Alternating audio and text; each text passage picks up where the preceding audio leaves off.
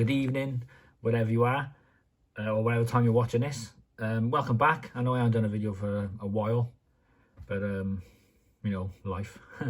So I have today I wanted to show you some resin buildings that I've got for my American Civil War. So if you've seen my videos before about I've been doing the epic scale Warlord Games American Civil War.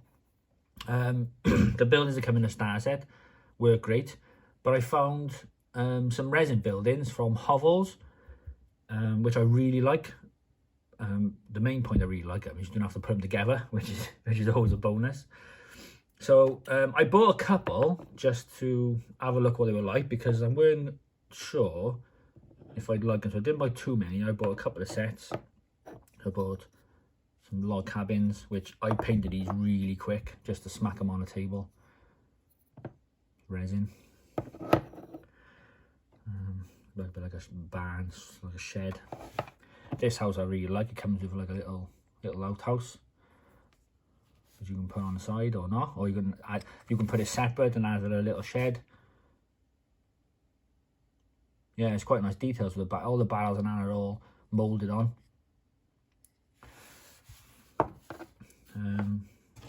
Some haystacks come with it as well. They're quite nice. Resin. I got some rail fencing and some walls as well, but the rail fencing I haven't undercoated yet. These are the walls with just a grey undercoat, like a black wash, and then just a quick dry brush. Obviously I'm going to base them with some mud and grass and stuff like that, just to blend them into the table. This is just coffee stirrers with a rounded edge cut off square, so you can, if you wanted to like stick them like that, you could, or doing stuff like that, just to make it look a bit better. I can't remember how much all this cost, but I did have quite a big bridge as well. But considering I didn't have to put it all together, and I painted this up really quick, I thought this was really nice. Now, the stuff that comes in the starter set, you get like a barn and a building. I think it was Sarissa who does them. They are quite large compared to the hovel stuff. So this is like a shed compared to this. This is down as 15mm. It is down as 15mm ACW. Or it might be 12mm. But this is huge compared to that. And I was wondering what people thought, because we're not using real scale regiment sizes, so you'd have like anything up to 1,000 people or men in a regiment. Are these buildings too big for epic scale? Now on the table they look fine, but I played a few games now and I've been chucking these down, and I prefer the smaller buildings on the table. I don't know why. It just looks better to me. Like if you look at that, the geezer there between the door, say on a foot level, you know, well, depending on the door sizes, but they'd be quite tall. But I think this works better.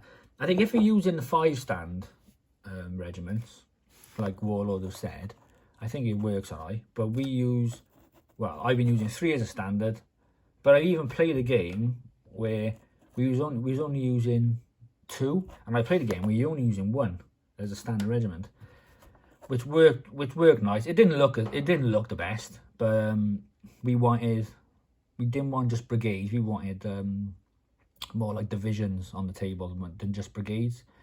So this way we could get, on a 6x4, we could get like a division or 2 each, which surely what epic scale is about, is getting divisions on the table instead of just a brigade or 2.